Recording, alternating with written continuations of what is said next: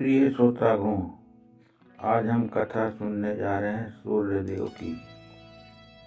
प्रस्तुत करते हैं धर्म, तप, तेज और जीवन के आधार सूर्यदेव की पावन कथा। सृष्टि के आरंभ से ही सूर्यदेव को देवताओं का नेत्र, समस्त लोकों का साक्षी और प्राणों का आधार माना गया है। उनके बिना न दिन है न रात, न जीवन है न ऊर्जा। पौराणिक ग्रंथों के अनुसार सूर्यदेव का जन्म महिष, कश्यप और माता अदिति के पुत्र के रूप में हुआ। इसी कारण उन्हें आदित्य भी कहा जाता है। सूर्यदेव बचपन से ही अत्यंत तेजस्वी थे। उनका तेज इतना प्रखर था कि कोई भी सीधे उनकी ओर देख नहीं पाता था। समय बीतने पर सूर्यदेव का विवाह देवशिल्पी विश्वकर्मा की पुत्री संज्ञा से हुआ।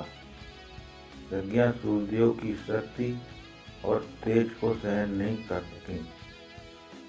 सूर्यदेव के तेज से उनका शरीर तपने लगता था, मन व्याकुल हो जाता था।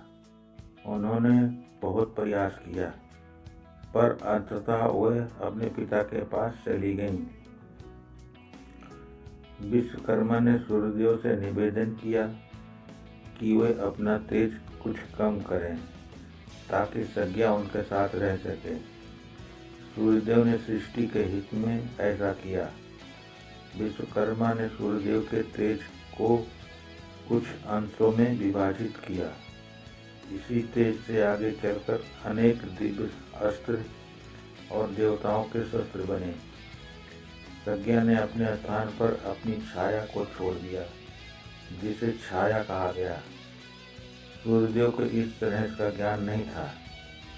छाया से सूर्यदेव को संतानें हुई, जिनमें प्रमुख थे शनिदेव और यम। यम धर्म के देवता बने। उन्हें न्याय, सत्य और कर्म का पालन करता बनाया गया।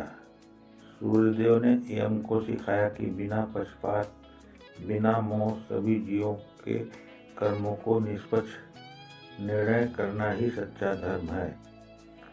उधर शनिदेव को सूर्यदेव का कठोर अनुशासन और तपस्वी स्वभाव मिला। कहा जाता है कि सूर्यदेव और शनिदेव के बीच संबंध मधुर नहीं रहे, पर यह भी सत्य है कि शनिदेव सूर्यदेव के ही अंश हैं और कर्मफल देने में सूर्य के प्रकाश से ही शक्ति पाते हैं। एक दिन सूर्यदेव को छाया के व्यवहार पर संदेह हुआ। सत्य सामने आया और वह संज्ञा को खोजने निकले। संज्ञा उत्तर दिशा में तप कर रही थी। सूर्यदेव ने वहां जाकर अपना तेज और संयम दोनों संतुलित किए। तब संज्ञा पुनः सूर्यदेव के साथ लौटी। उनसे उत्पन्न हुए वैवस्वत मनु, जिन्हें मानव जाति का आदि पुरुष माना गया। इसी कारण सूर्य वंश की स्थापना हुई, जिसमें आगे चलकर श्री राम जैसे महापुरुषों ने जन्म लिया।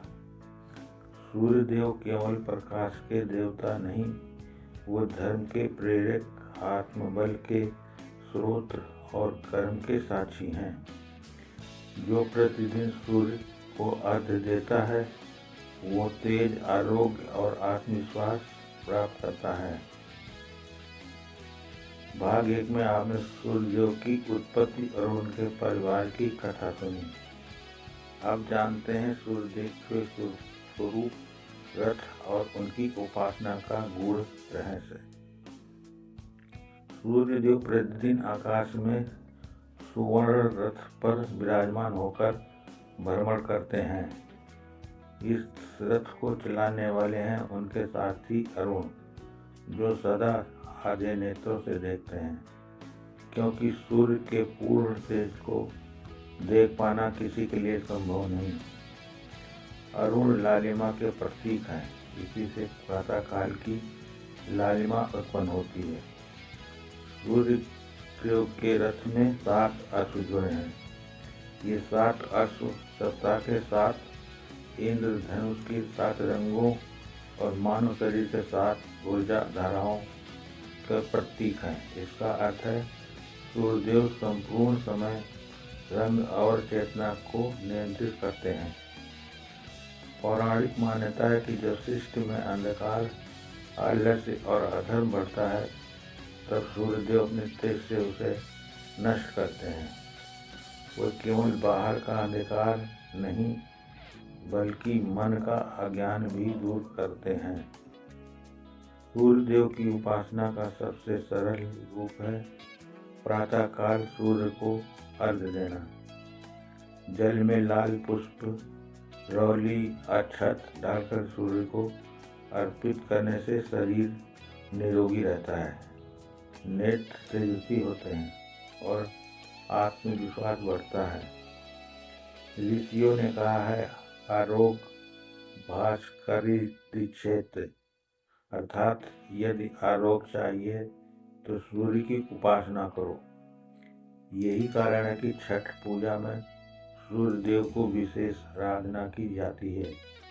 ये पर्व बताता है कि सूर्य प्रत्यक्ष देवता हैं जो सबको समान प्रकाश देते हैं, बिना भेदभाव।